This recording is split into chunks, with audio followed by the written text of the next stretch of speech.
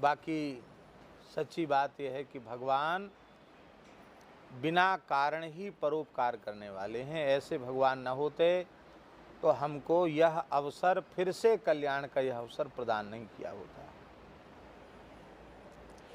देखो, मेरी विनम्र प्रार्थना है,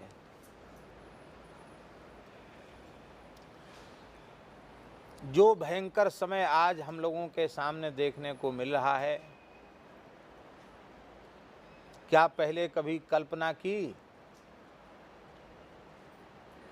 कोई 50 वर्ष का हो गया तो कोई 60 वर्ष का हो गया तो कोई 70 वर्ष का हो गया। आपको याद है ऐसा कभी देखा समय? बाबा श्री अलवेली शरण जी का दर्शन करने परसों हम गए थे। बाबा बोले कि हमारी इस उम्र में हमने आज तक ऐसा नहीं देखा। बड़े बड़े अकाल देखे, बड़ी बड़ी महामारी देखी, लेकिन ऐसा समय कभी नहीं आया जीवन में। कान खोलकर सुन लो, इससे भी भयंकर समय आने वाला है।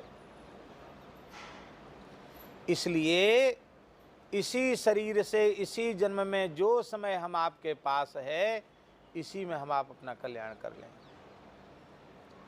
हम बार बार प्रार्थना करते हैं, जैसे माता पिता इस जन्म में मिले हैं, ऐसे माता पिता भी अब नहीं मिलेंगे। मिलेंगे? अरे हम आपसे ही पूछते हैं, कितने भाग्यशाली हैं आप, ऐसे माता पिता मिलेंगे खोजने से दूसरे? ऐसे सदगुरु भगवान मिलेंगे खोजने से दूसरे? बेणवृत कुंज वाले महाराज जी जैसे दूसरे मिलेंगे? पंडित जी के जैसे दूसरे मिलेंगे?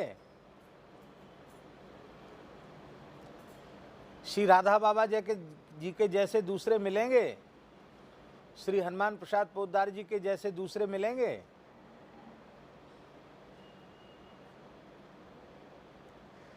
श्री भक्तमाली जी के जैसे दूसरे मिलेंगे?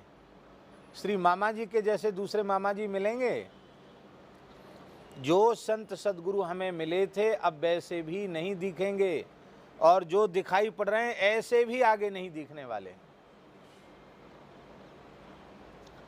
इसलिए इस प्रमाद में जीना कि कोई बात नहीं, इतने जन्म बेकार चले गए तो फिर भगवान मनुष्य बना देंगे, फिर भजन साधन करेंगे, फिर ऐसा भजन का सुयोग मिलेगा कि नहीं मिलेगा, इसकी कोई गारंटी नहीं है।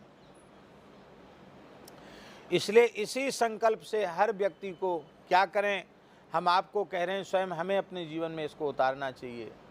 हर व्यक्ति को इस तीव्रता से साधन करना चाहिए कि यह शरीर अंतिम शरीर होगा, यह जन्म अंतिम जन्म होगा। हे प्रभु, अब आपके चरणों से हमारा कभी वियोग नहीं होगा, विछोह नहीं होगा। बहुत भटक लिए हैं, अब हम भटकेंगे नहीं। अब तो आप अपने चरणों में ही हमें बसा लीजिए।